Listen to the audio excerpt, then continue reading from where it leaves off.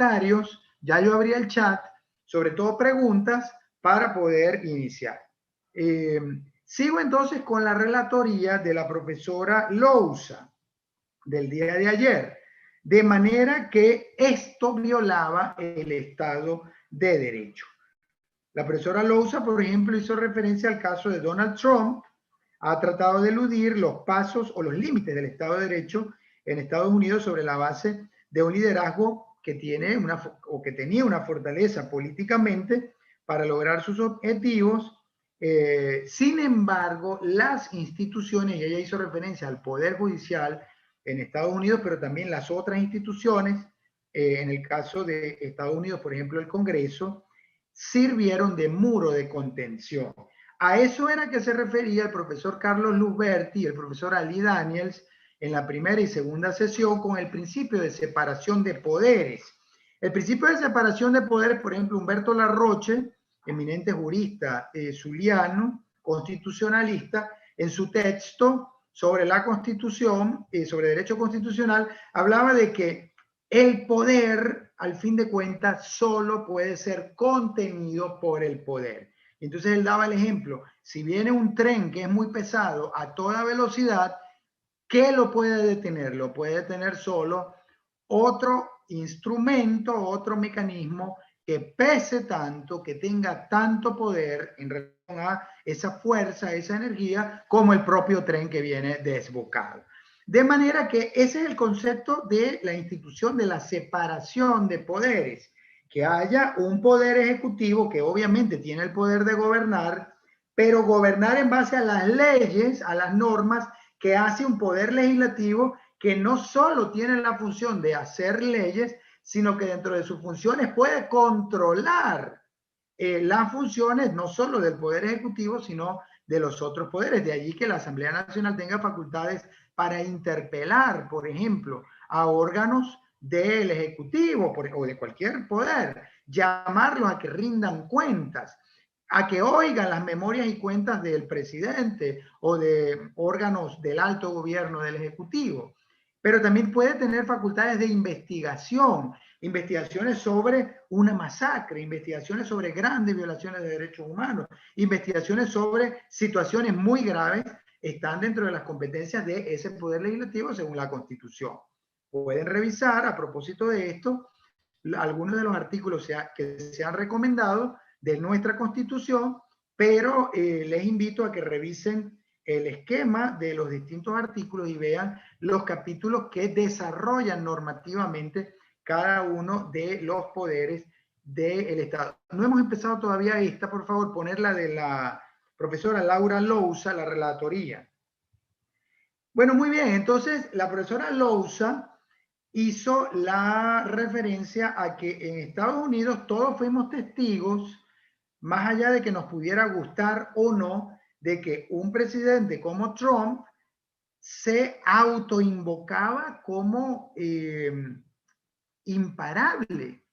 Prácticamente la figura de Trump se parecía mucho a la de otros actores de gobierno, en el caso de América o de Latinoamérica, como Chávez, por ejemplo, o inclusive en otros contextos, bueno, Daniel Ortega en Nicaragua, los Castro, sobre todo Fidel Castro, durante varias décadas en Cuba, que se sienten dueños absolutamente del poder.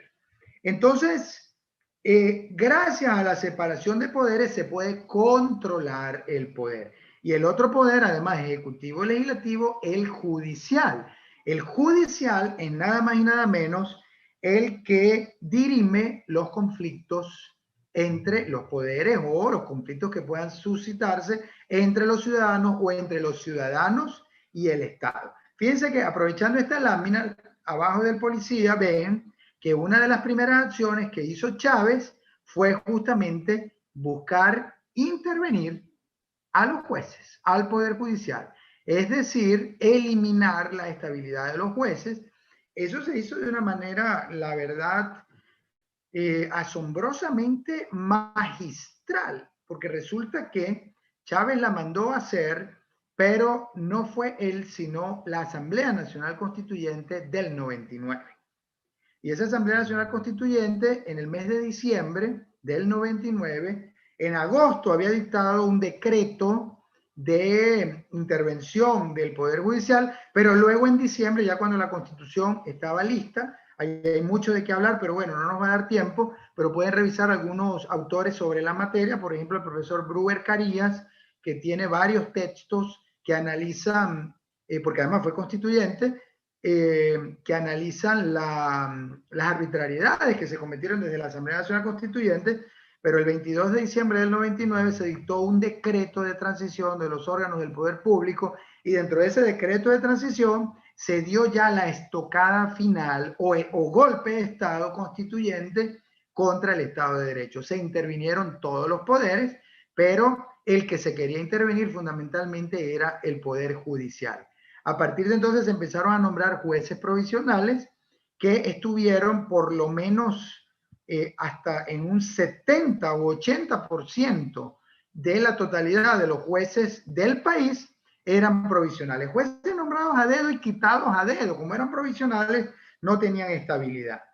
De manera que desde Miraflores, con una llamada, se amenazaban a los jueces, se les decía cómo tenían que juzgar, tenían que sentenciar, y si no, pues simplemente al otro día estaban destituidos.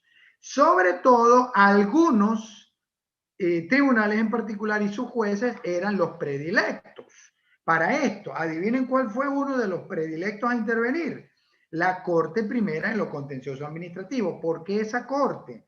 Que luego el caso llega a la Corte Interamericana de Derechos Humanos y es una de las sentencias muy interesantes, por cierto, que la Corte Interamericana de Derechos Humanos dicta condenando al Estado de Venezuela por violación a los derechos humanos de los jueces que destituyeron por razones violatorias de sus derechos, sin el respeto al debido proceso, etcétera. Pero es muy interesante para analizar la situación del Poder Judicial en Venezuela. Allí en esa sentencia del caso de Apis, Barrera y Perkins Rocha, los jueces de la Corte Primera en lo contencioso, se evidencia la politización del Poder Judicial. No había normas, no había estabilidad para destituir a jueces, sino que, bueno, simplemente en Venezuela los jueces se ponían y se quitaban a dedo. No quiero decir que antes del 99 el Poder Judicial no estuviera permeado de las influencias adeco-copellanas en un país pues prácticamente controlado por el bipartidismo fundamentalmente adeco-copellano. No quiero decir que no fuera porque sí habían influencias, lo que pasa es que a partir del 99 la situación no era de influencia, la situación era de control absoluto del Poder Judicial. Entonces, en la lámina siguiente, por favor, vamos a ver cómo la nueva Constitución del 99 estatuyó un modelo sumamente presidencialista. Bueno, ya esto lo había dicho. Vamos a pasar a la siguiente.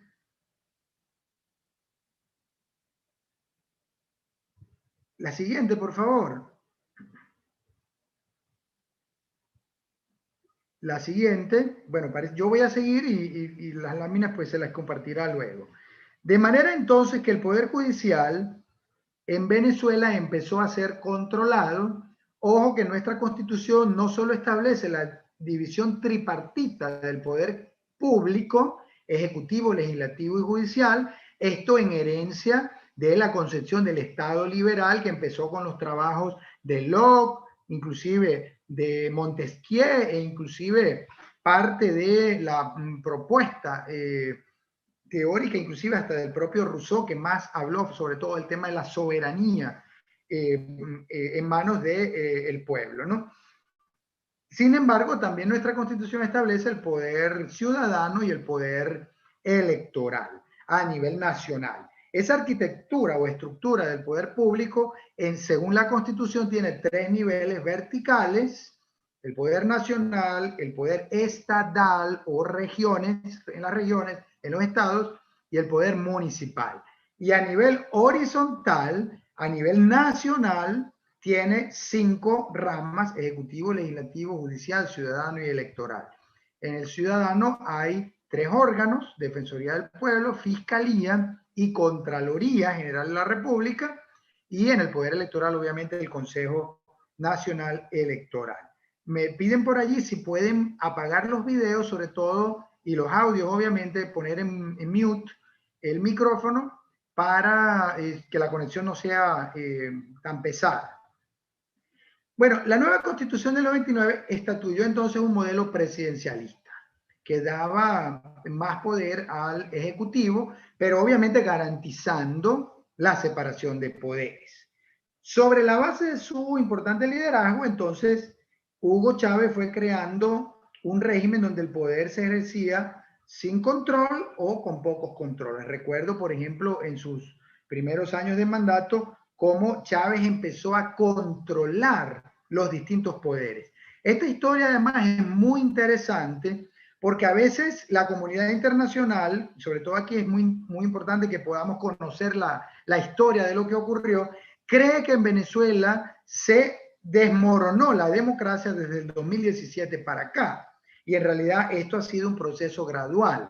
Por ejemplo, a principios del mandato de Chávez, en sus primeros años, lo primero que hizo fue controlar el Banco Central de Venezuela y a través de reformas legislativas y reformas normativas. Luego, entonces, se inventó el control de cambio y CADIVI. ¿Para qué? Para controlar todo el aparataje industrial económico del Estado, lo cual, bueno, además nos conllevó a la crisis abrupta, escandalosa, desde el punto de vista económico que tenemos hoy, entre otras razones. Y luego, bueno, empezaron a controlar medios, empezaron a controlar las distintas instituciones, desde el punto de vista de facto. A veces hacían leyes, a veces no las hacían, a veces las controlaban y luego hacían las leyes o las normas o por resoluciones, etcétera, para darle una cierta fachada de supuesta legalidad que obviamente no tenía. Vamos a pasar a la siguiente lámina, por favor.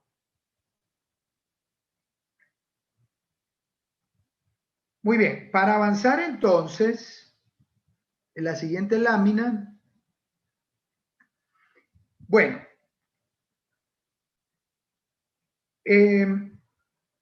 de manera que la profesora Lousa, para terminar su relatoría, afirmaba que el Poder Judicial tiene que unirse con los órganos de protección internacional, porque obviamente el Poder Judicial debe dirimir justicia, debe aplicar el derecho, y al hacer justicia, obviamente en materia de derechos humanos debe prevalecer los derechos humanos. En Venezuela, al no haber límites al poder, hoy estamos obviamente en una situación de desinstitucionalización completa del Estado, no hay Estado prácticamente.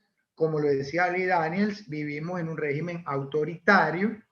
Sin embargo, decía Laura, al no haber límites al poder, cada vez hubo menos Estado de Derecho y obviamente se generó una gran crisis humanitaria o emergencia compleja. Obviamente esa crisis humanitaria va de la mano a un proceso hiperinflacionario, pues parte de la consecuencia de toda esta debacle, va unida a la desinversión. El Estado a nivel internacional es visto como un Estado muy riesgoso y obviamente ningún inversionista serio va a invertir en un Estado donde por la arbitrariedad de los órganos que lo gobiernan, pues pueden perderlo todo, etcétera, etcétera.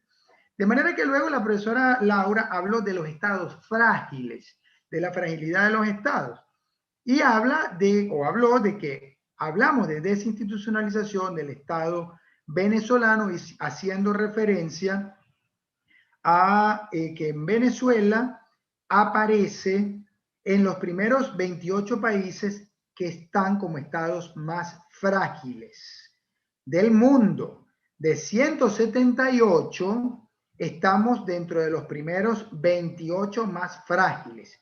Y me pareció interesante que Laura hiciera referencia a cómo estábamos antes, años atrás o décadas. Venezuela era probablemente, si no el más, uno de los países más desarrollados, con más tecnología, con más estabilidad de Latinoamérica, por ejemplo. Y lamentablemente hoy nos comparamos con los países que están en situaciones más gravosas a nivel mundial. Y entonces explicó el tema del índice de fragilidad, muy interesante esto. Venezuela tiene un ranking de 91.2 sobre 120, siendo un estado no frágil, por ejemplo, los no frágiles son los que tienen menos puntaje y los que se acercan al 120 tienen muchísima fragilidad. Nosotros estamos casi cerca del número 100. Venezuela aparece en un ranking similar a países africanos y asiáticos con grandísimas crisis y además muy pobres, solo comparable en Latinoamérica, en América, perdón, no Latinoamérica, en todo el continente americano, por ejemplo, con la situación de Haití. Y esto es un escándalo, sobre todo si entendemos lo que significa estar así en el contexto de un Estado como Venezuela, con las riquezas justamente que ha acumulado a propósito del ingreso petrolero y la potencialidad petrolera. Nosotros, de hecho, hasta hace pocos años a nivel mundial, en el planeta se creía que éramos, en razón del ingreso per cápita, de lo que recibía el país por el ingreso petrolero, se creía que éramos uno de los países más ricos del planeta. Esto es una tragedia, señores y señoras. ¿Qué caracteriza un Estado frágil? Dice la profesora Laura Lousa en la siguiente lámina, o creo que dos más abajo. Uno, cuenta con poca legitimidad o ninguna del Estado o de las instituciones de gobierno. Esto lo explicó. Por favor, si pueden poner las láminas. Dos, otra característica de un Estado frágil es la presencia de varias fracciones o grupos de poder. Tres, también la violencia institucional es una característica. Cuatro, a un Estado frágil le cuesta cobrar impuestos y la economía se vuelve informal. Y yo creo que la profesora Lousa se quedó corta, porque es que en Venezuela prácticamente ni moneda tenemos, ni billetes tenemos. Es una cosa bárbara. Nosotros en el estado Zulia tenemos que buscar no solo dólares, sino pesos colombianos. Si no consigues dólares, entonces tienes que buscar pesos colombianos a ver cómo pagas, porque los bolívares obviamente no se consiguen, pero además es muy difícil, inclusive que te los acepten. Existen suficientes indicios, dice Laura Lousa, de la Comisión de Crímenes de Lesa Humanidad en Venezuela. Hay además ejecuciones extrajudiciales masivas, torturas, tratos crueles, inhumanos, degradantes, en general una práctica sistematizada de violaciones muy graves de los derechos humanos. Y con esto entonces termino la relatoría para pasar a mi presentación del día de hoy, que es la que me tocaba. La profesora Carla Velasco iba a hacer este resumen, pero bueno, lamentablemente esa es parte también de la fragilidad del Estado. No tenemos servicios públicos, no tenemos agua, no tenemos electricidad, no tenemos internet. Estamos en el ranking mundial en relación a la conectividad de internet de todos los países del planeta de penúltimos. Este país, entendido como uno de los más ricos según ingresos per cápita, por lo menos en el pasado, sin duda de Latinoamérica, pero además del planeta, está de penúltimo, a nivel mundial. Es realmente una tragedia, pero por eso estamos aquí, porque nosotros los venezolanos, los y las venezolanas, tenemos que construir nuestro país. Otros países se han levantado de crisis peores. Por ejemplo, después de la Segunda Guerra Mundial, después de tener el país totalmente bombardeado, destruido, tenemos mucho por hacer. Y de alguna manera, cuando la profesora Beatriz Borges hablaba de la construcción del tejido ciudadano, justamente se refería a eso. Tenemos nosotros que entender nuestra responsabilidad para poner un granito de arena en la construcción del país. Y bueno, nos enorgullece mucho poder estar acá. Con esto entonces terminamos el módulo 1. Hay muchísimos contenidos que hablar, hay lecturas además que hacer para profundizar, pero bueno, básicamente ese contenido del módulo 1 se va a resumir en el curso que en próximos días vamos a lanzar, el curso online en materia de Estado de Derecho, institucionalidad democrática y construcción del tejido social. Es muy importante que lo hagamos porque va a ser como una especie de resumen cuando vayamos terminando los respectivos módulos para profundizar y recapitular y repasar distintos contenidos. Además de esto, Vamos entonces a iniciar el módulo siguiente del contenido programático referido a las nociones básicas de los derechos humanos. Tengo que hacer prácticamente maravillas con el tiempo porque tendríamos una hora para desarrollarlo. Este módulo de los derechos humanos lo iniciamos justamente con esta presentación referida a el valor de los derechos humanos en la agenda internacional. Aquí hay que hacer una referencia obligatoria a la Segunda Guerra Mundial. Siguiente lámina, por favor. A la Segunda Guerra Mundial, porque sin duda alguna, a partir de la Segunda Guerra Mundial, se redimensiona la concepción de la comunidad internacional. Hablando en palabras sencillitas, nosotros podemos hablar de una comunidad internacional antes de la Segunda Guerra Mundial y de una comunidad internacional después de la Segunda Guerra Mundial. Esas imágenes que veíamos en la lámina anterior son un video que todos probablemente han visto en las películas como La lista de Schindler, La vida es bella, el pianista o El niño de la pijama de rayas, entre otras, que básicamente son imágenes muy duras. Si hubiera algún menor de edad, no sé si lo pudiéramos correr, son imágenes muy duras. Si hubiera algún menor de edad que esté en compañía de sus representantes, o preferiblemente que no las vieran, son unas imágenes que nos recuerdan que los derechos humanos son producto de unas conquistas de la humanidad, primera idea, que han costado muchas lágrimas y mucha sangre derramada. Y unas conquistas de la humanidad que, si hablamos desde el cristianismo para acá, tardaron 1945 años, bueno, un poquito más, porque no se establecieron inmediatamente después de la guerra. En el 45 se crean las Naciones Unidas y en el 48, después de casi 3 años de discusión, es que se proclama la Declaración Universal de los Derechos Humanos como un hito, un ícono que recoge un catálogo de derechos tanto civiles y políticos como derechos económicos, sociales y culturales. No pudieron correr el video, si no lo pudieron correr, la siguiente lámina, por favor. Me siento un poquito presionado por el tiempo porque hay mucho material. Aquí hay unas ideas de contexto. A partir de la finalización de la Segunda Guerra Mundial, se generó un consenso mundial. Y fíjense, acababa de decir que el mundo se reorganizó en el marco de la Organización de las Naciones Unidas, de la ONU, teniendo como idea medular el respeto de los derechos humanos. Después de semejante devastación, la Segunda Guerra Mundial dejó más de 40 millones de muertos, dicen algunos autores. Y hablar de 40 millones de muertos en la década de los 40 no es lo mismo que hablar hoy de 40 millones de muertos. Yo no sé en aquel entonces cuánto era la población de Venezuela. Hoy es mucho menos de 30 millones porque se han ido unos 5 o 6 millones.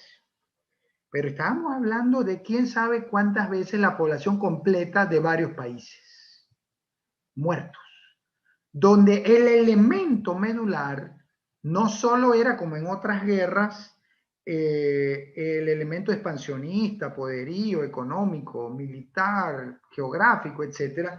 Hubo además un elemento terrible, el odio por el otro. El odio por el otro porque es persona.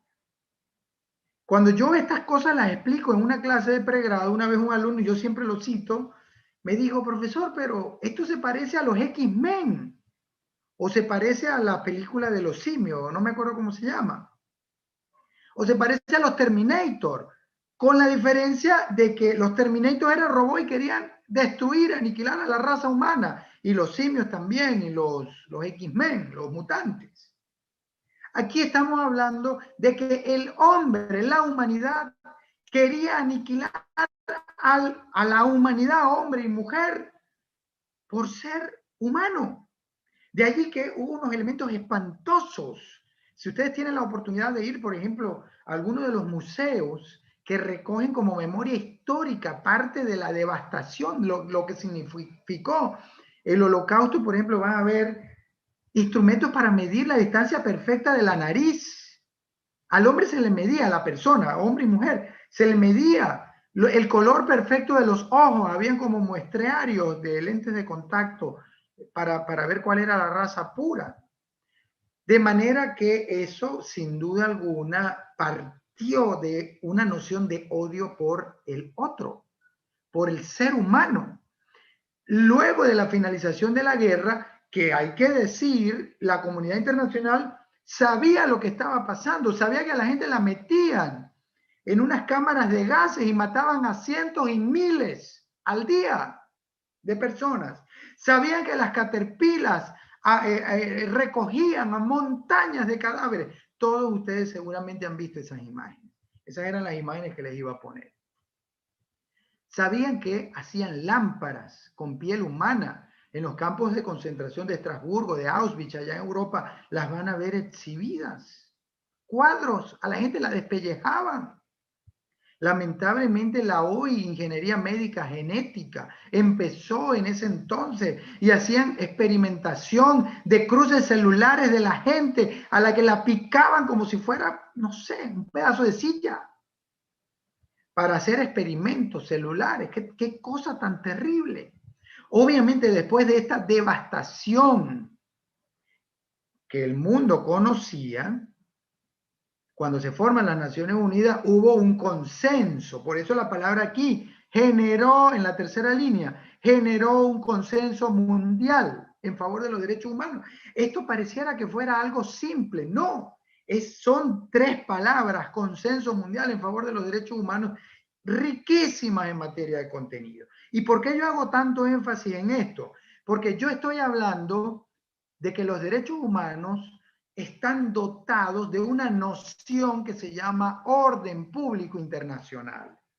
Yo estoy hablando de que no estoy hablando de poesía o de literatura, no, estoy hablando de normas jurídicas internacionales cuya violación compromete la responsabilidad internacional de los estados y además de las personas de los estados, los gobiernos, los militares, los comandantes, o en fin, que hayan cometido violaciones gravísimas, gravísimas, que puedan hoy estar tipificadas como crímenes de lesa humanidad, por ejemplo, como dice el Estatuto de Roma a partir del artículo 6, 7, 8, etc.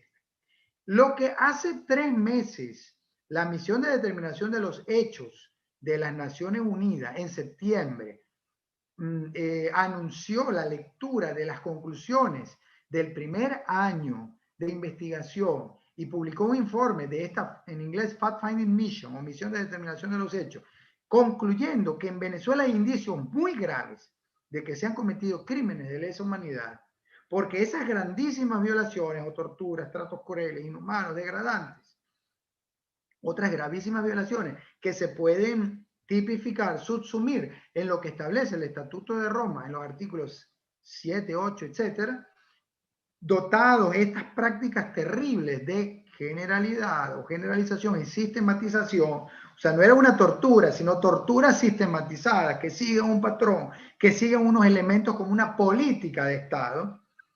La emisión concluye que hay indicios muy graves de la comisión de crímenes de lesa humanidad. Vuelvo entonces con la idea que dice la lámina. A partir de la finalización de la Segunda Guerra Mundial se genera un consenso mundial en favor de, ojo, los derechos humanos, la democracia y el desarrollo.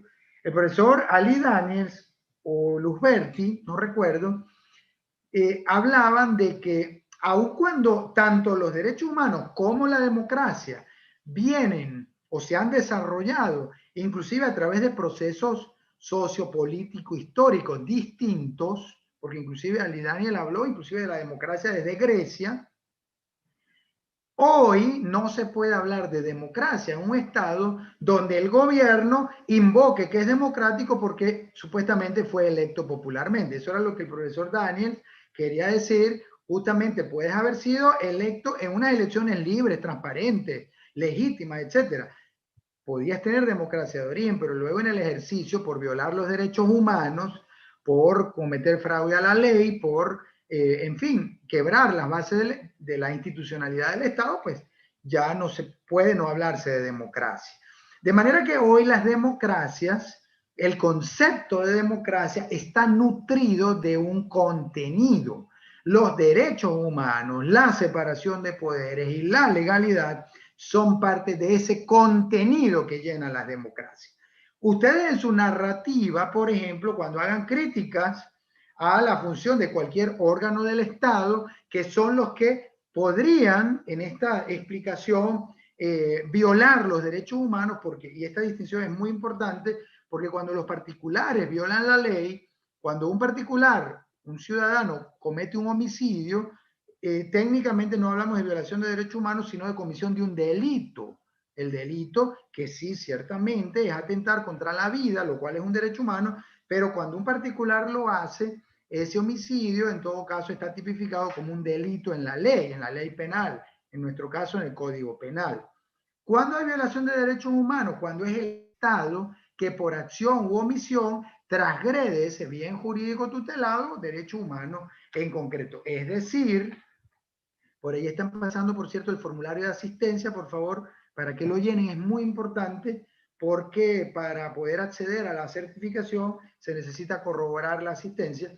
Entonces, cuando un particular comete este homicidio, estamos hablando de homicidio, pero si es un órgano policial que comete esta acción en una masacre o en unas acciones desmedidas, como por ejemplo las operaciones terribles que han sido además reseñadas internacionalmente, las OLP o cualquiera de las otras operaciones de exterminio que desde el Estado venezolano se están ejecutando, allí estamos hablando de violaciones de derechos humanos.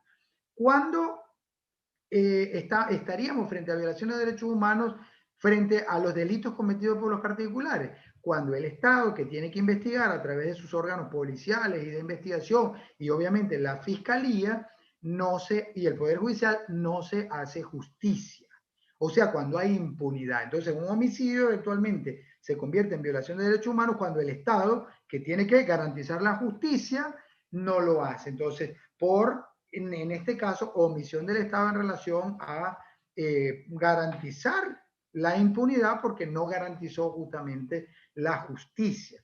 Entonces, fíjense que estos elementos, derechos humanos, democracia y desarrollo, son la bandera de la OEA, son la bandera de la ONU. Si ustedes revisan los elementos justamente de contenido de la Carta de las Naciones Unidas, van a ver desde el preámbulo y de la OEA, desde el preámbulo, el concepto de derechos humanos. Y en el caso de la ONU, perdón, la Carta de la ONU, y en el caso de la OEA, la Organización de Estados Americanos, van a ver por lo menos estos tres de forma reiterativa: el concepto de democracia, el concepto de desarrollo y obviamente el concepto de derechos humanos. En el caso de la OEA, el órgano vigilante, promotor, protector en materia de derechos humanos es la Comisión Interamericana, pero obviamente hay otros órganos. Pero medularmente en la OEA, fundamentalmente el concepto de derechos humanos y de democracia son sin duda alguna medulares. Inclusive, en el marco también de los Estados americanos, se ha producido una carta muy importante que replanteó el ejercicio de la OEA justamente en la defensa de las democracias de los Estados americanos, que fue la Carta Democrática Interamericana, que se suscribe justamente el día del atentado de las Torres Gemelas, el 11 de septiembre del 2001.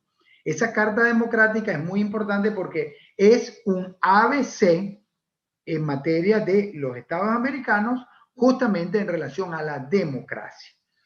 Desde entonces, dice la lámina en su línea sexta, se desarrollan los sistemas internacionales de protección de derechos humanos. A partir de la finalización de la guerra, de la Segunda Guerra Mundial, se empieza a crear una arquitectura internacional para la protección de los derechos humanos a través de la producción en el seno de la comunidad internacional de tratados internacionales. En algunos casos se llamaban pactos internacionales, en otros convenciones, en algunos casos no eran tratados, sino declaraciones, que es también un instrumento jurídico, pero bueno, no tienen todavía la fuerza de un tratado. Esos tratados se deben ratificar por parte de los estados y ahí hay un proceso muy interesante. Cuando un estado ratifica el tratado, no solo los estados participan en la elaboración de los tratados en varias fases. Primero hacen unas negociaciones, unos acuerdos preliminares, un boceto o borrador del tratado a través de su cancillería o de los representantes de los estados en el seno de la comunidad internacional. Luego lo celebran, lo firman. Pero luego de esa firma, normalmente, bueno, y así opera en el caso venezolano, luego entonces en el caso venezolano, el Poder Legislativo, hoy la Asamblea Nacional, produce una ley aprobatoria de ese tratado para que ese tratado justamente entre como una norma interna de Venezuela, en el caso venezolano. Y luego entonces es ratificado por el Ejecutivo Nacional. Fíjense que estamos hablando de fases de intervención de distintos órganos del poder público que al fin de cuenta hace entender que jamás, bajo ningún concepto, por cierto, en la Constitución hay unas excepciones a este proceso, en el 154 de la Constitución, sin embargo, jamás un gobierno como el de Nicolás Maduro, inclusive Chávez, puede invocar la supuesta soberanía del Estado venezolano para desconocer los contenidos de los tratados internacionales en materia de derechos humanos. Porque además los derechos humanos están dotados de la noción de orden público internacional, en latín se le llama ius cogens internacional. Y están dotados de esta noción justamente porque el mundo entendió que el nuevo planeta debe tener medularmente los derechos humanos concebidos en la organización internacional y de ahí que estén en los instrumentos fundacionales tanto de las Naciones Unidas como de las distintas organizaciones regionales como la OEA y en distintos tratados reconocidos. De manera que invocar la soberanía de los estados para justificar la violación de derechos humanos, primero desde el punto de vista jurídico es absolutamente improcedente. Habla en todo caso, cualquier gobierno que invoque eso, ese justamente es una de las características o de los atributos que nos permite calificar a ese gobernante como un gobierno que se ha apartado de la democracia, que se ha puesto como forajido de la comunidad internacional, número uno.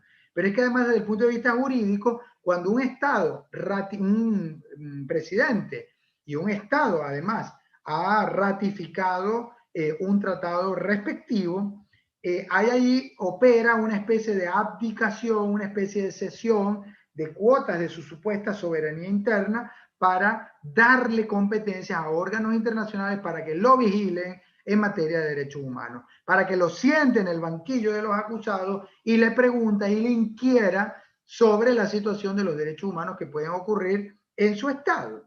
De allí que esto es muy importante para entender luego los distintos órganos internacionales de protección de derechos humanos que cuando producen informes, recomendaciones, sentencias, si es una corte como la Corte Internacional, de Justicia de Naciones Unidas, o en el caso americano, la Corte Interamericana de Derechos Humanos, o la Corte Europea de Derechos Humanos, aplicable obviamente a los estados de Europa. Bajo ningún concepto la soberanía puede ser invocada. Lo más patético es que en Venezuela, un órgano llamado por la Constitución a salvaguardar los derechos humanos, según el artículo 22 y los propios artículos que establecen sus competencias, la Sala Constitucional del Tribunal Supremo de Justicia, a pesar de que la propia Constitución dice que se deben preservar los derechos humanos y además conforme a los tratados, bueno, la propia Sala Constitucional ha invocado en sentencias como por ejemplo la sentencia que declaró la inejecutoriedad por parte de la Sala Constitucional de la sentencia de la Corte Interamericana sobre el caso de los magistrados que les comenté de la Corte Primera en lo contencioso.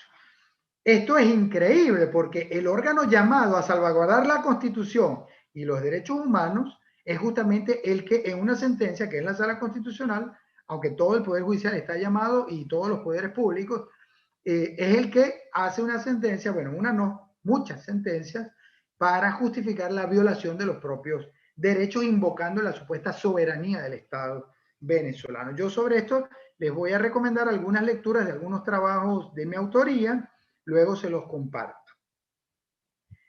Entonces vuelvo con la finalización, el periodo de la finalización de la Segunda Guerra Mundial. Desde entonces se desarrollan sistemas internacionales de protección. En Venezuela obviamente nos interesa el sistema en el marco de Naciones Unidas, que es el sistema universal, y el sistema interamericano en el marco de la OEA, la Organización de Estados Americanos. Tengo que decir que la Carta de las Naciones Unidas del 45, ratificar que el concepto de derechos humanos se reitera en el marco de esta consternación mundial luego de la Segunda Guerra Mundial, pero no fue sino en el 48 cuando finalmente se proclama, la siguiente lámina porfa, se proclama la Declaración Universal de los Derechos Humanos, que es tan importante, la siguiente lámina por favor, es tan importante que ese día, el 10 de diciembre, en este caso el 48, desde ese día se entiende que es el Día Internacional de los Derechos Humanos. La anterior, por favor. La anterior, por favor. Bueno, yo creo que voy a tener que seguir sin las láminas porque parece que hay una asincronía. En el marco, la siguiente, esta tiene el 1 y 2, la siguiente es la 3 y 4. Seguir los números, por favor. Bueno, esto se les va a compartir por el chat. Ojalá lo puedan compartir y si no ven las láminas, por lo menos pueden ir viendo el chat. Ahí voy a leer para facilitar el aprendizaje. En el marco de la internacionalización de los derechos humanos, entonces se empieza a crear una arquitectura normativa o corpus iuris en materia de derechos humanos.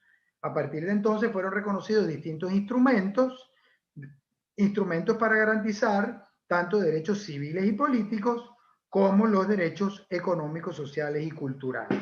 Se crea lo que se entiende el Bill of Rights o Carta Internacional de los Derechos Humanos, que tiene unos instrumentos, la Carta Fundacional de las Naciones Unidas, la Carta de la ONU, la Declaración Universal de los Derechos Humanos del 48, que no es un tratado, es una declaración, pero su importancia es suprema, y los dos pactos internacionales que se suscribieron 18 años después en el 66.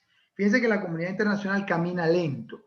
El Pacto Internacional de Derechos Civiles y Políticos y el Pacto Internacional de Derechos Económicos, Sociales y Culturales. Esto es muy importante justamente porque permite entonces entender que a partir de allí se crean distintos tratados, distintos instrumentos internacionales para la protección de derechos específicos, tanto civiles, políticos, económicos, sociales, culturales, y entre esos, pues nada, distintas convenciones en materia de la protección de los derechos del niño, de la mujer, instrumentos para la protección de los indígenas, para la no discriminación, contra la tortura, tratos crueles, inhumanos, degradantes, etcétera, etcétera. Estoy hablando del sistema universal de Naciones Unidas, pero también en el caso del sistema interamericano hay también distintos instrumentos. La Convención Americana sobre Derechos Humanos, digamos que es el tratado marco del sistema interamericano, pero también hay otros instrumentos, otras convenciones para proteger los derechos de la mujer, para proteger distintos derechos humanos. Vamos a hacer entonces rápido, porque nos quedan ya solo 25 minutos para terminar. Vamos a ir a la que dice 5 y 6, perdón, a la que dice los mecanismos internacionales para la protección de los derechos humanos, es decir, la segunda parte de esta exposición, otra más abajo, los mecanismos internacionales. Yo voy a dar un abrebocas de estos mecanismos porque este tema lo van a profundizar con otros profesores, con el profesor Marino Alvarado de Provea, con el profesor Edward, con la profesora María Daniela, entre otros, inclusive profundizar el tema de la incidencia. Pero como abre boca, la siguiente lámina, por favor, hablando del sistema de Naciones Unidas, quiero decir que como hay tratados, no, esa no es la que dice en relación a los órganos de tratados. ¿Ok? Ah, no, perdón, yo me equivoqué. Perdón, era la que decía para poder realizar la incidencia internacional. Disculpa. La anterior, sí, la habían puesto bien. Entonces, estos mecanismos internacionales, voy a tratar de leer para seguir la exposición, son tan importantes porque para nosotros realizar incidencia internacional efectiva, tenemos que hablar un idioma que los órganos internacionales hablan y un idioma en base a las competencias de esos órganos internacionales. Miren, créanme que si no hablamos este idioma, es como si les habláramos en español a alguien que habla mandarín. No nos va a entender. O es como si nos pusiera un solfeo musical en clave de sol o en clave de fa, yo que no la sé leer, yo no voy a entender nada. Y si tú quieres tocar en una orquesta, tienes que hablar el lenguaje musical. Porque luego el director de orquesta te va a leer las partituras y a dirigir en base a ese lenguaje. Entonces, para hacer esa incidencia internacional efectiva, hay una referencia de la libertad académica y los derechos vinculados a los entornos universitarios, que es el tema que trabajamos fundamentalmente desde Aula Abierta. Tenemos que documentar responsablemente los hechos violatorios de derechos humanos, pero además empezar a hablar el lenguaje que los órganos internacionales hablan y conocer sus procedimientos. Tenemos que saber si queremos llegarle a un órgano de Naciones Unidas en el marco de qué instrumento normativo jurídico se ejerce su mandato. Porque créanme que si yo le quiero llegar al relator especial de libertad de expresión y opinión, hablándole del derecho a la educación, como una vez nos pasó hace muchos años, ese relator me va a decir, oye, es muy interesante lo que estás diciendo, pero eso no está dentro del ejercicio de mi mandato. ¿Por qué? Porque hay órganos especializados por derechos. Entonces, ¿qué ocurre? Que cuando se dan violaciones, puede ocurrir que hayan en la misma víctima o en la misma situación de violación, distintos derechos violados. No solo la libertad de expresión, sino también la integridad física, sino también pues otros derechos. Entonces tendríamos que saber que esa arquitectura internacional tiene órganos especializados. Es algo así como el cuerpo humano. Yo puedo tener problemas en el corazón y en los riñones, pero créanme que el cardiólogo no es especialista en los riñones. Entonces yo tengo que ir a los dos, al cardiólogo y al nefrólogo. O yo puedo tener problemas endocrinológicos y pues no sé, de otro tipo, y neurológicos. Entonces tengo que ir al neurólogo y al endocrinólogo. Es más o menos lo mismo. ¿Por qué? Porque entonces esa especialización de los órganos internacionales, conocerla, nos va a permitir ser más efectivos en la incidencia internacional. Y ese conocerlo significa conocer cuáles son los tratados internacionales, o si no los conozco, porque ellos sí los conocen, los órganos internacionales, por lo menos los derechos que les tengo que invocar. Si yo tengo una audiencia o una reunión con un órgano especializado en materia de libertad de expresión, señoras y señores, no pierdan el tiempo, esos poquitos minutos que les dieron, hablándoles de violaciones de derechos distintos a los de su mandato. Porque si les hablan de derechos distintos, ese órgano lo que les va a decir es, me parece muy preocupante lo que dice, pero por favor reúnase con el relator o con el órgano especializado en las violaciones que usted acaba de decir. Porque ese órgano tiene que hacer informes, ese es su mandato, en la materia del derecho humano que le toca. Entonces, un órgano especializado en derechos civiles y políticos, como el Comité de Derechos Civiles y Políticos, en principio no recoge violaciones de derechos económicos, sociales y culturales, porque para eso hay un Comité de Derechos Económicos, Sociales y Culturales. ¿Me explico? Esto es muy, muy importante. Número uno. Número dos, deberíamos conocer los tratados mínimamente, o por lo menos los derechos, y distinguirlos. Esto es un poco parte del trabajo entonces que tenemos que hacer. Básicamente, conocer que hay órganos del sistema universal, vamos a pasar a la siguiente lámina, de Naciones Unidas, y otros órganos del sistema interamericano, obviamente porque nos compete a Venezuela. Hay otros sistemas regionales, el europeo, el africano, etcétera, pero bueno, fundamentalmente hablemos del universal y hablemos del interamericano. En relación a los órganos del sistema universal, Naciones Unidas, por lo menos distingamos dos: los mecanismos de tratados, en inglés treaty bodies, que son básicamente los comités. Ojo, que han habido y van a haber en los próximos años sesiones justamente frente a los comités que nos pueden interesar según nuestros distintos intereses o áreas de atención, desde las ONGs y desde las distintas organizaciones de la sociedad civil. ¿Hay alguien que tiene el micrófono abierto? Por favor, si lo puede apagar. Correcto. Entonces, hay órganos de tratados. Hay distintos comités, ahí en la pantalla verán el Comité de Derechos Humanos, el Comité de Derechos Económicos, Sociales y Culturales. El de Derechos Humanos atiende derechos civiles y políticos, el Comité contra la Eliminación de la Discriminación contra la Mujer, el Comité de los Derechos del Niño, el Comité contra la Tortura, etc.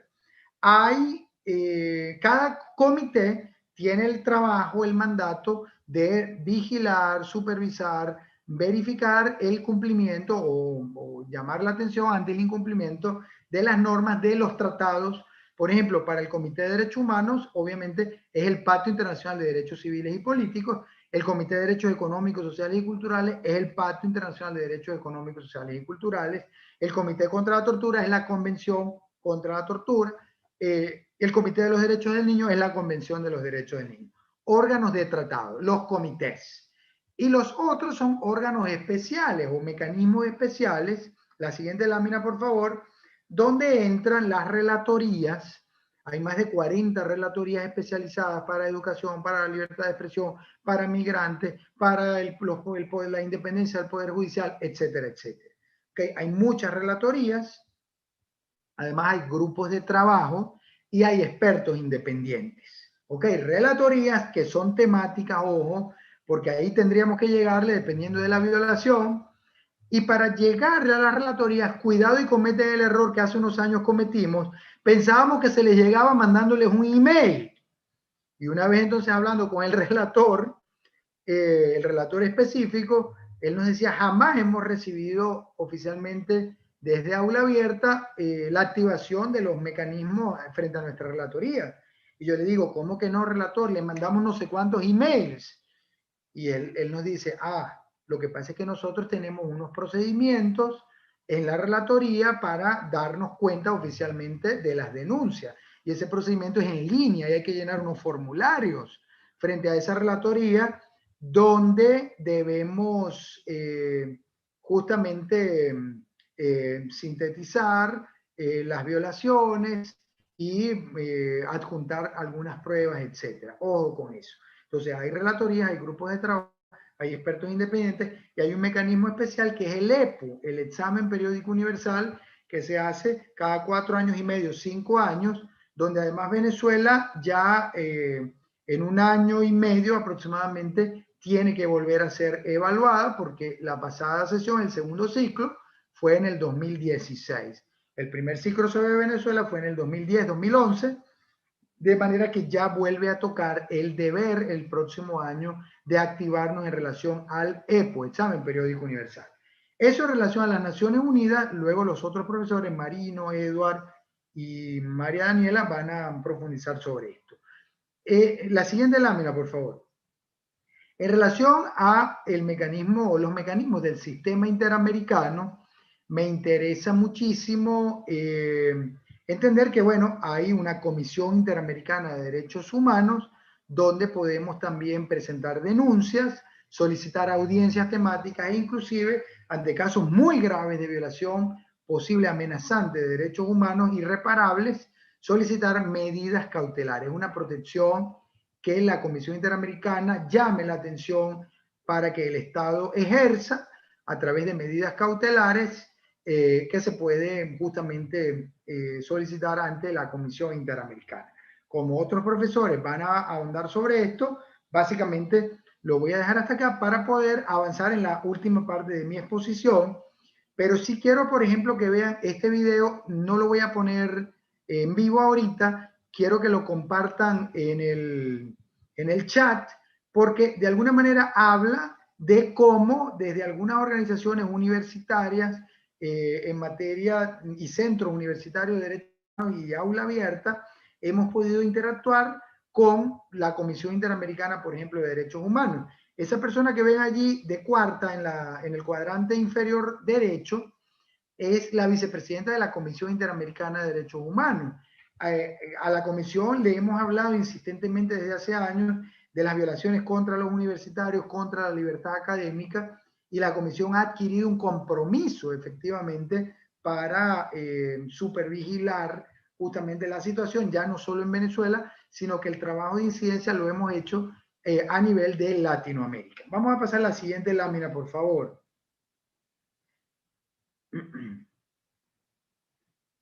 Bueno, y muy rápidamente en estos 15 minutos finales, sí quiero hacer un esbozo muy breve sobre la enunciación de los derechos humanos, porque a veces hablamos y hablamos de derechos y no terminamos de entender cuáles son los derechos que pedagógicamente, didácticamente, se dividen en unas categorías de derechos como civiles y políticos, según los tratados, y otros derechos económicos, sociales y culturales que también se subdividen, ¿no? Pero estos son categorías meramente didácticas, porque la persona es una sola. Y violar cualquiera de esos derechos es violar, obviamente, la dignidad de la persona humana. De allí que la dignidad de la persona humana sea la médula que se trastoca con la violación de cualquier derecho. Violar el derecho a la educación es la expresión de la violación de la dignidad de la persona humana. Violar la libertad de expresión es la expresión de la dignidad humana. Violar la vida, pues obviamente en un sentido además pues gravísimo. Y violar cada derecho es la violación o implica la violación de la dignidad humana. Dignidad humana que está reconocida además desde la Declaración Universal y en muchos instrumentos como la médula de los derechos humanos y que se violaba sin duda alguna como punto recurrente o elemento recurrente, por ejemplo, en la Segunda Guerra Mundial y en las distintas expresiones de la violación de los derechos humanos. Pero con este comentario quiero ratificar la importancia de entender, por ejemplo, el principio de la indivisibilidad de los derechos humanos y además a veces las violaciones tienen una noción intersectorial. Es decir, a la persona se le viola una serie de derechos en su condición, por ejemplo, de condiciones que lo pueden hacer más vulnerable, pues no sé, hablando del derecho de las mujeres, por su condición de mujer, pero además es indígena y además por su condición de indígena, pero además está padeciendo una situación de pobreza extrema que en relación a esa visión intersectorial, entonces, no solo por ser mujer, indígena, sino además en condición de pobreza, tiene una vulnerabilidad especial. Y eso, como defensores de derechos humanos, lo tenemos que considerar. El principio de progresividad, otro principio fundamental en materia de derechos humanos, que quiere decir que luego de que se han conquistado los derechos humanos en instrumentos, no puede echarse para atrás. Si legislativamente o constitucionalmente se han reconocido, una reforma legislativa o constitucional, como lo pretendió hacer, por cierto, Chávez a mediados de la década de los 2000, retrocediendo en materia de conquista de derechos humanos, no se puede hacer porque violaría el principio de progresividad.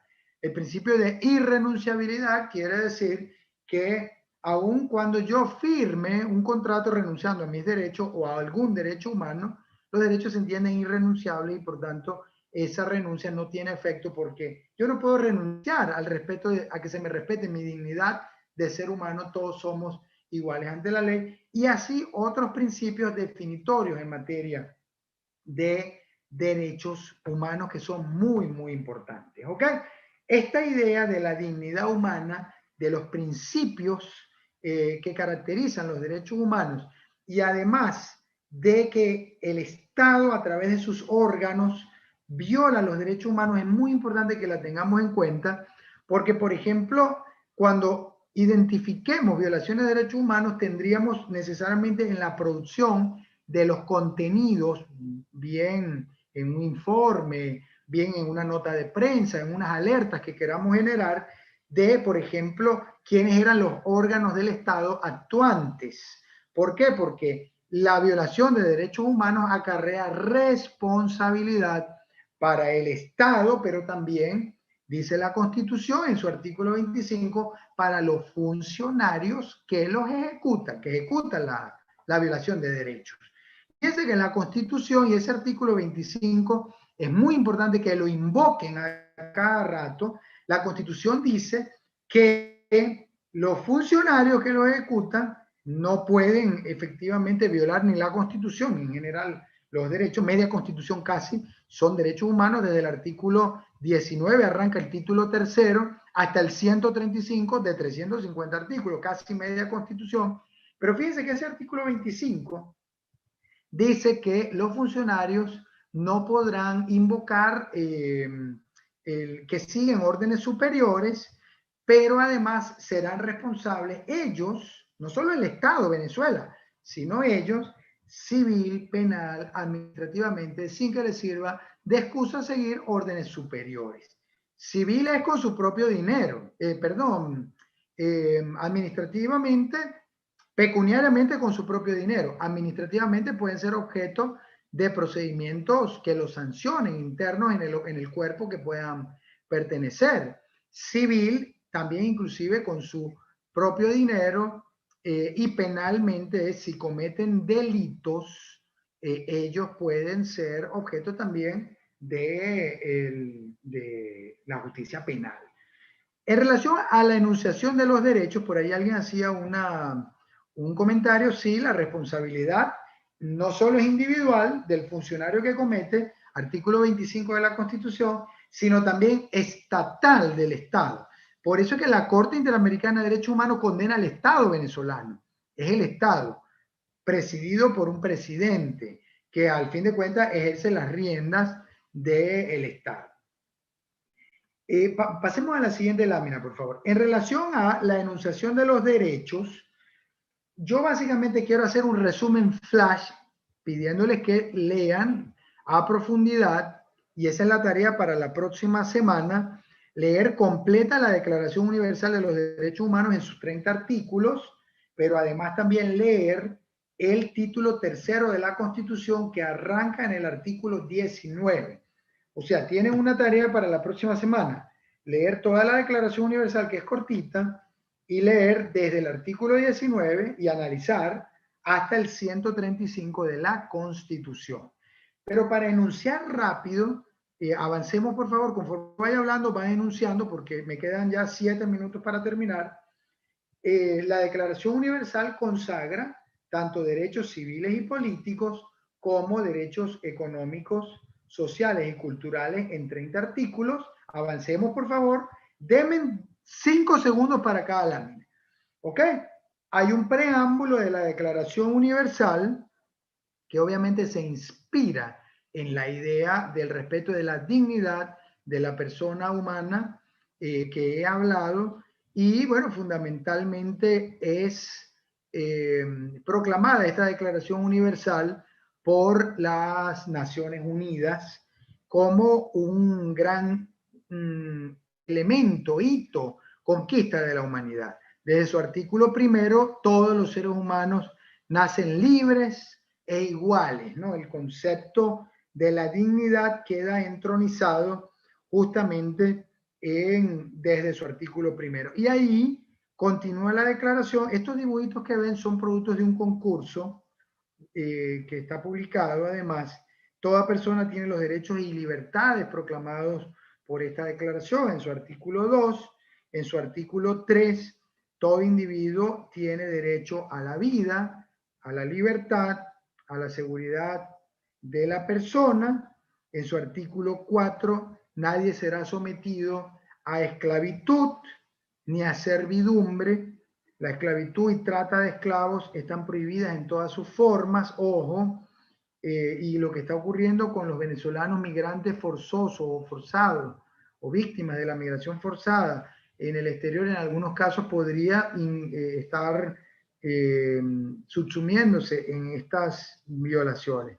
El quinto, nadie será sometido a torturas, penas o tratos crueles, inhumanos o degradantes. Luego hay una convención además específica sobre esto, y el protocolo de Estambul además nos sirve para poder documentar las situaciones cuando estemos frente a violaciones de tortura, tratos crueles, inhumanos o degradantes. Ojo que todo trabajo de documentación en materia de violaciones de derechos humanos lo hacemos frente a víctimas, que son personas, que son sensibles. Tenemos que tener un trato sumamente cuidadoso con la víctima, porque si no, a la víctima la podríamos revictimizar o exponer aún más a mayores sufrimientos. Esto es parte de un ABC que como organizaciones de derechos humanos tenemos que tener. El 7 de la Declaración Universal, el principio de igualdad ante la ley. Todos y todas son iguales ante la ley sin distinción alguna por ningún tipo de condición. El 8, toda persona tiene derecho al recurso efectivo ante los tribunales nacionales competentes que les ampare contra las violaciones de sus derechos. El 9, nadie podrá ser arbitrariamente detenido, preso ni desterrado. Eso que decía en estos días Iris Varela, de prácticamente desterrar a algunos actores políticos, es una cosa bárbara, o de quitarle la nacionalidad a unos venezolanos, es una cosa realmente asombrosa, o la detención arbitraria contra actores humanitarios, nuestros hermanos, por ejemplo, de la ONG Azul Positivo, por realizar labor humanitaria en el marco, además del ejercicio de acciones junto a las Naciones Unidas y algunas agencias humanitarias. Eso es una cosa terrible. Pero bueno, lamentablemente las violaciones a derechos en un país donde ya sabemos que no hay democracia se vuelven recurrentes. El artículo 10, toda persona tiene derecho a ser oída públicamente y con justicia ante los tribunales. El 11, toda persona acusada de delito tiene derecho a que se presuma su inocencia. La presunción de inocencia, fundamental. No se presume culpabilidad. El principio es la presunción de inocencia, una garantía. Nadie será, el 12, objeto de injerencias arbitrarias en su vida privada, en su intimidad, el derecho a la intimidad. El artículo 13, toda persona tiene derecho a circular libremente y a elegir su residencia en el territorio de un estado. Toda persona tiene derecho a salir del país e incluso del propio y a regresar cuando lo quiera. Estas violaciones que inclusive hemos visto y excesos son obviamente absolutamente contrarios a estándares mínimos internacionales. El 14, en caso de persecución, toda persona tiene derecho a buscar asilo en otros países. Hay unos instrumentos internacionales para esto. El artículo 15, toda persona tiene derecho a la nacionalidad. A nadie se le privará arbitrariamente de su nacionalidad, ni del derecho a cambiar de nacionalidad. Acabo de dar un ejemplo correlativo. El artículo 16, los hombres y mujeres a partir de la edad núbil tienen derecho a casarse y a fundar familia, además mediante el libre consentimiento, y la familia es concebida además como un elemento natural y fundamental. El artículo 17, toda persona tiene derecho a la propiedad individual y colectivamente. Nadie será privado arbitrariamente de su propiedad. Otra violación que además insistentemente y reiteradamente la vemos como parte del discurso de actores vinculados al gobierno que dicen que, bueno, porque les da la gana arbitrariamente van a ocupar y a invadir y a desposeer y expropiar sin ningún tipo de procedimiento, etcétera, porque simplemente lo quieren hacer. El 17, toda persona tiene derecho a la propiedad. El 18, toda persona tiene derecho a la libertad de pensamiento, de conciencia. Ali Daniels, creo, hablaba de la libertad de conciencia como y de religión como el derecho que históricamente, a partir de esa proclamación que en el contexto de los siglos XVII y XVIII de derechos se daban. El 19, todo individuo tiene derecho a la libertad de opinión y expresión, el derecho a la libertad de expresión, que está en nuestra Constitución, en los artículos 57 y bueno, el 58, el derecho a la información, el 20 y en el 13 de la Convención Americana sobre Derechos Humanos. El 20, toda persona tiene derecho a la libertad de reunión y asociación pacíficas, el derecho a formar gremios, sindicatos, a reunirnos pacíficamente. También está todo esto está en nuestra Constitución. El 21, toda persona tiene derecho a participar en el gobierno de su país, habla de derechos ya políticos. El 22, toda persona como miembro de la sociedad tiene derecho a la seguridad social, salud, el derecho vinculados a los derechos sociales, el derecho al trabajo, salario, etcétera, pero en este caso, salud y bienestar en relación a determinadas contingencias. El 23, toda persona tiene derecho al trabajo. El 24, el derecho al descanso, muy importante. El 25, el derecho a un nivel de vida adecuado que nos asegure a nosotros y a nuestras familias salud, bienestar, alimentación, vestido, vivienda. El 26, el derecho a la educación. Educación además que debe ser gratuita en los elementos de instrucción elemental, y que además será obligatoria, técnica, profesional, y le da unos contenidos a la educación, sobre todo para la democracia, educación plural. El 27, toda persona tiene derecho a formar parte libremente de la vida cultural. 28, derecho a que se establezca un orden social e internacional en el que los derechos y libertades proclamados se hagan plenamente efectivos, y ese orden nacional e internacional es la democracia, y de allí que invocando se puede llamar al ejercicio de órganos determinados internacionales para que puedan actuar. El 29, el penúltimo, toda persona tiene deberes, los derechos acarrean deberes respecto a la comunidad, y el 30, nada en esta declaración puede interpretarse en el sentido que confiera derecho para emprender, desarrollar actividades tendientes a la suspensión de cualquiera de los derechos. Eso de invocar un derecho para justificar violar el otro es improcedente justamente en ese contexto. Para terminar, entonces, también quiero recomendarles revisar la Agenda 2015. Adelante, las siguientes láminas, por favor, sobre los objetivos de desarrollo sostenible.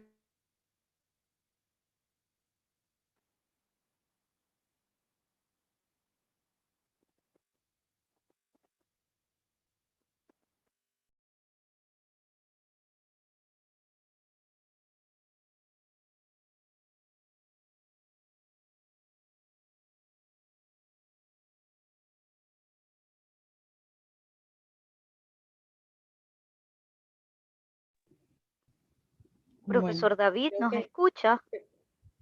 Creo que tenemos problemas. Parece que hubo un problema de conexión Creo que con el profesor está David Gómez. congelado. Sí, Parece que- hay un problema de conexión. ¿Cuánto Ya está tiempo de vuelta. ¿Cuánto tiempo estuve cortado? Les hablaba de que los Como objetivos, unos 30 segundos. ok, los objetivos de desarrollo sostenible, ya para terminar, es muy importante que los incorporen en sus alertas, en sus peticiones, en su interactuar, porque el mundo, en el marco de las Naciones Unidas, se ha puesto esa agenda 2015-2030, donde hay distintos objetivos fundamentalmente agrupados en 4 grandes lineamientos. 1, erradicar la pobreza, les decía. 2, hacer frente al cambio climático. No sé si bajamos por favor las láminas, rapidito para terminar en los próximos 2 minutos. Adelante, adelante, la siguiente. No, la anterior, erradicar la pobreza, promover la prosperidad y el bienestar de todos, proteger el medio ambiente, y 4, hacer frente al cambio climático. Vamos a poner la siguiente lámina, creo que es la otra, que tiene unos dibujitos de colores. Allí vemos los 17 objetivos del desarrollo sostenible. 1, fin de la pobreza. 2, hambre cero. Obviamente esos objetivos se redactan, pero en este cuadro los van a ver sintetizados en palabras clave. 3, salud y bienestar. 4, educación de calidad. 5, igualdad de género. 6, agua limpia. 7, ahí no lo puedo ver. Bueno, el 8, trabajo decente. 9, industria, infraestructura. 10, reducción de desigualdades.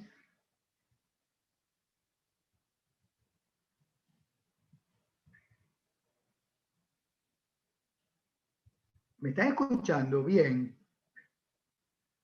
¿Aló? ¿Se me escucha bien? Sí, sí, se escucha perfectamente. Ah, muy bien, gracias. Entonces, les estaba hablando de los objetivos de desarrollo sostenible, que es muy importante que se vayan incorporando en la agenda de cada organización.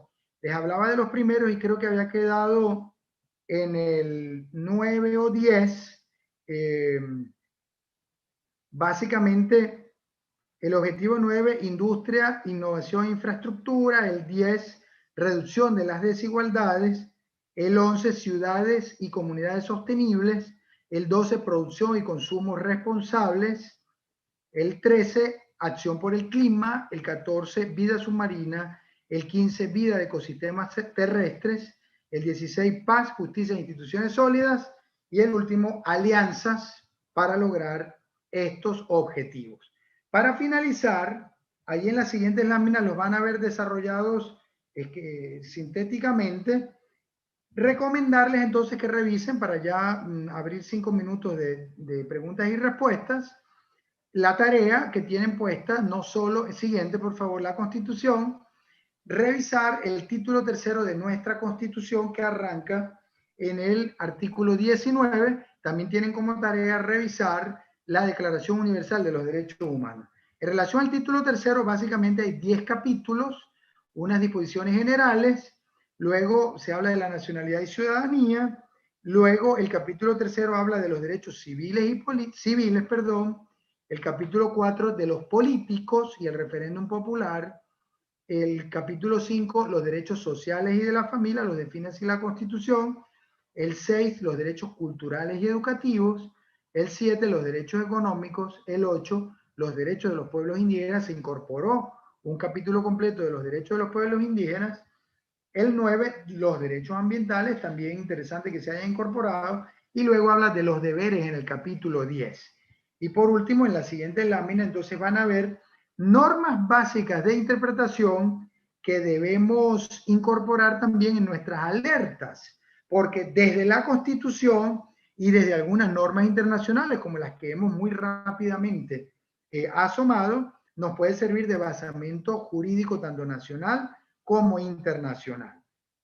El artículo 2, por ejemplo, que habla de la caracterización de lo que Ali Daniel y Carlos Luberti hablaban del Estado social y democrático de derecho y de justicia, la noción del Estado de derecho. Cualquier arbitrariedad que cometa algún órgano del poder público viola este artículo. El 7, la supremacía de la Constitución, pero además el 23, que habla de la supremacía al lado de la Constitución de los tratados de derechos humanos. El 19, las obligaciones del Estado para el reconocimiento y protección en materia de derechos humanos. El 22 habla del principio de inherencia de los derechos humanos en general, con una visión naturalista, es decir, privan los derechos humanos más que lo que pueda decir una ley o inclusive la propia Constitución o la norma escrita, privan los derechos humanos. El 25, la nulidad de los actos contrarios a los derechos humanos y la responsabilidad individual de los funcionarios que los violan. El 27, el amparo constitucional como derecho también de, bueno, más bien como una garantía para ante la violación de los derechos. El 30, el deber de reparación ante las violaciones de derechos humanos.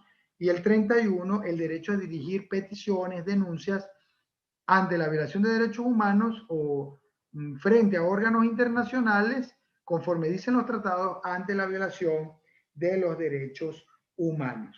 Luego, en las láminas siguientes se desglosa el contenido de los derechos, pero vamos por favor ya a la última, de manera entonces que pues les doy las gracias por la paciencia de haber procesado tanto contenido en tan poco tiempo. Les vamos a compartir algunas lecturas y esta presentación para que puedan luego estudiarla con más detenimiento, pero sin duda quiero ratificar que es parte de un ABC el estudiar un poco lo elemental en materia de derechos humanos desde nuestra Constitución, desde los instrumentos internacionales. Les estoy mandando a leer la Declaración Universal, pero ojo que hay distintos tratados. Esos tratados, el Bill of Rights o Carta de Derechos Humanos, lo conforman en el Sistema de Naciones Unidas el Pacto Internacional de Derechos Civiles y Políticos, el Pacto Internacional de Derechos Económicos, Sociales y Culturales, obviamente la Declaración Universal de los Derechos Humanos y la Carta de las Naciones Unidas. Y a nivel del sistema interamericano, la Convención Americana sobre Derechos Humanos, que además el sistema interamericano tiene muchos otros instrumentos. Con esto entonces termino, me pongo a la orden. En la última lámina estaban el email y las redes, en fin, completamente a la orden. Y bueno, abrimos entonces la sesión de preguntas-respuestas, si me las pueden hacer todas en una, como para poder avanzar en una respuesta global y no robarles tanto tiempo, porque estoy pasado ya por unos minutos. Adelante, creo que, no sé si Carla o Vivi van a hacer las preguntas. Sí, hay varias preguntas. Paso a leerlas. 1. ¿Por qué la Corte Penal Internacional ha sido tan lenta para sancionar al Estado venezolano si existen múltiples casos de violación de los derechos humanos? 2. ¿Cómo administrar justicia si el Poder Judicial está secuestrado? 3. Los derechos son libres e irrenunciables. ¿Por qué hay quienes dicen tus derechos empiezan cuando terminan los míos? ¿Qué hay de cierto en eso? 4. Tomando en cuenta los avances con respecto al reconocimiento de Maduro como violador de derechos humanos y que ha cometido crímenes de lesa humanidad, ¿qué proceso diplomático se puede aplicar? ¿Y cuánto tiempo puede tardar una acción determinante tanto de la ONU como de la OEA? 5. ¿Por qué el Estado de Derecho no funciona en Venezuela? ¿Por qué los profesionales del derecho son tan desatendidos en su lucha por garantizar los derechos humanos en Venezuela? No sé si hay otras en Zoom que pueda leer Beatriz o puede Bueno, dar ahí tendría que volver a dar otra clase de todo este tiempo para poder responder todas, pero en resumen, algunas más bien recomendaciones que tienen que ver con las posibles respuestas a las preguntas tan interesantes que han hecho. ¿Por qué la Corte Penal es tan lenta? Porque tiene unos procedimientos y lamentablemente esos procedimientos duran muchos años, fases, la fase preliminar, la fase de investigación, la fase de juicio. Más bien, en relación al caso venezolano, se han avanzado de una manera interesante, por lo menos en relación a las primeras fases. Y esto es muy importante porque inclusive hubo en el mes de diciembre ya un pronunciamiento de la fiscal donde ha determinado que hay indicios efectivamente de la posible comisión de crímenes de lesa humanidad. Quiero hacer referencia a dos precedentes, uno en el marco de las Naciones Unidas y otro en el marco de la OEA. En el marco de la OEA, en el 2018, se produjo un informe a propósito de la solicitud del secretario general Almagro de una comisión de expertos independientes para estudiar la posible comisión de crímenes de lesa humanidad, y ese informe, producido a mediados del 2018, concluye que hay elementos muy graves, indiciarios obviamente, porque la OEA no es el órgano competente jurisdiccional como juez para determinarlo, pero dice que hay elementos muy graves que podrían señalar la posible comisión de crímenes de lesa humanidad. Bueno, en el marco de las Naciones Unidas, a propósito del funcionamiento de la Fact-Finding Mission, o la misión de determinación de los hechos, por parte de la misión que ha sido creada a propósito de una resolución histórica el año antepasado, y una resolución histórica que inclusive quisiera que la profesora Beatriz Borges, cuando hable de los éxitos ante la incidencia internacional, hable efectivamente del logro en ese finales del 2019, septiembre, octubre del 2019, cuando el Consejo, en el marco del Consejo de Derechos Humanos y además de órganos de Naciones Unidas, se ha creado esta misión de determinación de los hechos. Lo cierto es que en septiembre del año inmediatamente anterior, hace 3 meses, la misión de determinación de los hechos publica su informe en relación a la recabación de evidencias, pruebas, denuncias de violaciones muy graves de los derechos humanos, y las recoge en un informe de más de 400 páginas, donde concluye que hay indicios muy graves de comisión de crímenes de lesa humanidad. Y además esos informes se le han enviado a la Corte, a la Fiscalía de la Corte Penal Internacional, para que los revise dentro del proceso efectivamente de investigación sobre la posible comisión. Esto va a tardar más, ¿ok? No pensemos que este tipo de procedimientos duran poco tiempo. Duran varios años. Sin embargo, ya con lo que hay, se ha avanzado muchísimo. No podemos decir que la Corte ya ha condenado, porque no ha condenado.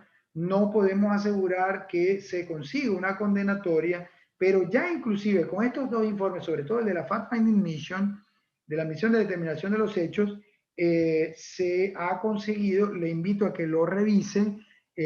Por favor, el equipo técnico, recuérdame mandárselo por el chat y para que lo compartan. Hay elementos muy graves. Que Michelle Bachelet, como alta comisionada de las Naciones Unidas, e inclusive su antecesor, alto comisionado, antes de que ella asumiera el cargo de alta comisionada, Hussein, que hayan emitido informes donde se haya manifestado la preocupación ante las violaciones muy graves de derechos humanos, es muy, muy importante. De manera que no esperemos sentencias de la Corte Penal Internacional cuando ya han habido pronunciamientos muy graves que podemos usar, y pronunciamientos de órganos con competencia de la comunidad internacional en materia de las violaciones muy graves de derechos humanos en Venezuela. ¿Cómo administrar justicia cuando tenemos un poder judicial no independiente? Justamente la alternativa que nos presenta la comunidad internacional es muy interesante, y hemos conseguido como sociedad civil y como movimiento de derechos humanos suministrar las pruebas suficientes para que estos órganos internacionales se pronuncien. Se han pronunciado en materia de muchos derechos, tanto la Comisión Interamericana como el Alto Comisionado de Derechos Humanos, en los derechos que nosotros trabajamos, inclusive desde Aula Abierta, los derechos vinculados a los entornos universitarios.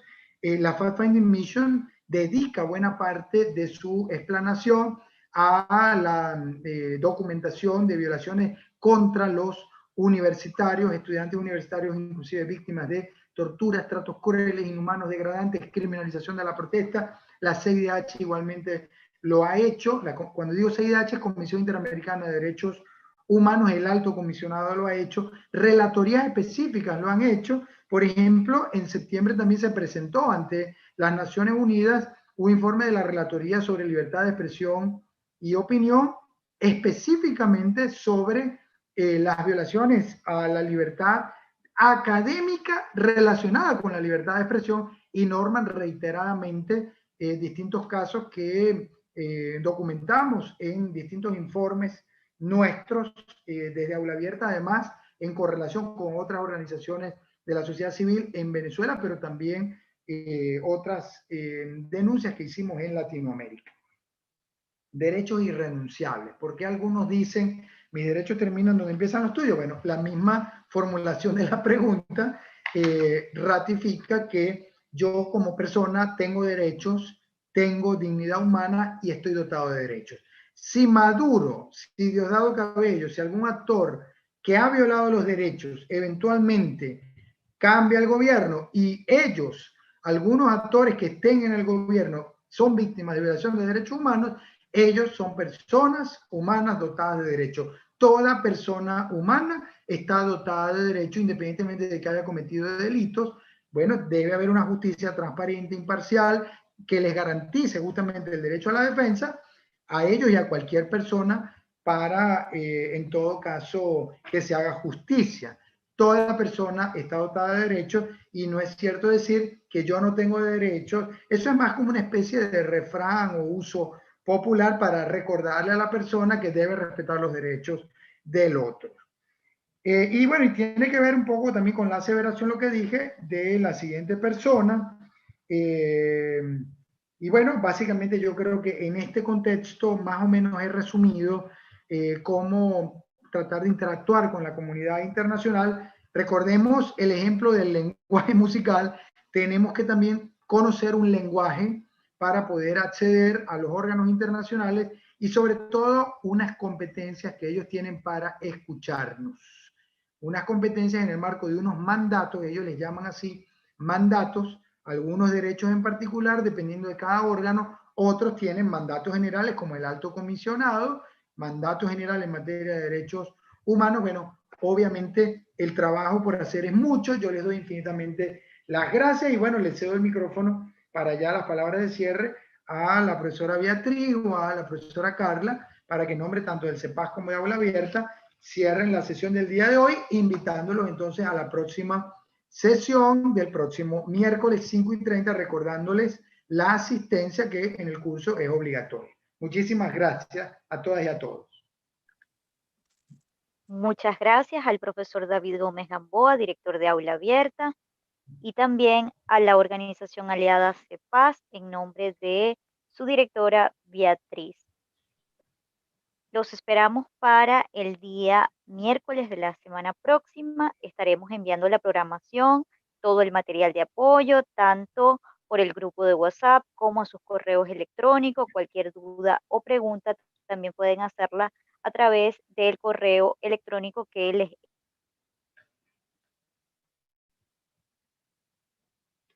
Bueno, muchísimas gracias. Nos vemos el próximo miércoles. Hasta luego. Hasta luego.